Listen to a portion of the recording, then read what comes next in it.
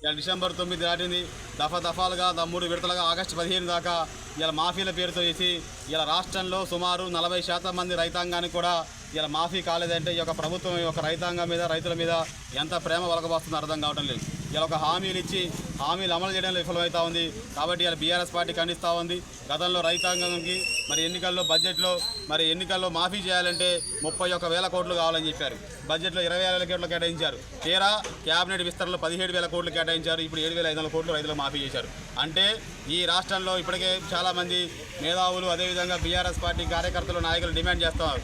ఈ రాష్ట్రంలో ఏ గ్రామంలోనైనా ఏ జిల్లాలోనైనా ఏ రైతు క్లస్టర్ వేదికలో అయినా ఎక్కడైనా 100కి 100% రుణమాఫీ అయింది అని ఈ కాంగ్రెస్ పార్టీ నాయకులు కానీ కాంగ్రెస్ పార్టీ ఎమ్మెల్యేలు కాంగ్రెస్ పార్టీ ప్రభుత్వంలోని పెద్దలు ఎవరు నిరూపిస్తే ఖచ్చితంగా ఇలా రాజకీయాల్లో మరి వేదిక అని కేటీఆర్ గారు చెప్పారు. కాబట్టి ఎక్కడ రుణమాఫీ కాలేదు. రాష్ట్ర వ్యాప్తంగా ఆదిలాబాద్ చూసుకుంటే భద్రాచలం వరకు, అదేవిధంగా మహబూబ్నగర్ చూసుకుంటే ఇటు ఖమ్మం వరకు అన్ని ప్రాంతాల్లో రైతాంగ ఉద్యమం జరుగుతూ ఉంది.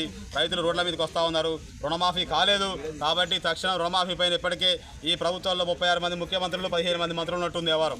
ఎందుకంటే ఎవరు ముఖ్యమంత్రి అర్థం కాని పరిస్థితిలో ఉంది. కాబట్టి ఒక మంత్రి గారు 2 లక్షల మాఫీ అయిందంటాడు, ఒక మంత్రి గారు 7,500 కోట్లు ఇచ్చినట్టు, ఒక మంత్రి గారు అందరికి అయిపోతున్నట్టు, ఒక మంత్రి గారు సాంకేతిక సమస్యలు ఆగినట్టు.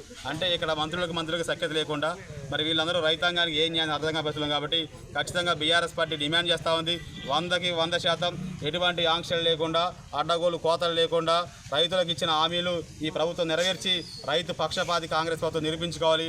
లేకపోతే రైతు ఏడిసిన రాజ్యం బాగుపడదు, ఎద్దు ఏడిసిన వ్యవసాయం ముందుకు పోదన్నట్టు ఈ ప్రభుత్వం కూడా ఈ సందర్భంగా ముందుకు పోదని బీఆర్ఎస్ పార్టీకి హెచ్చరిస్తూ ఇలా పార్టీ పిలుపు మేరకు ఎంఆర్ఓ కార్యాలయం ముందు ఆందోళన నిర్వహించి మెమోరాండం సమర్పిస్తూ ఉన్నాం.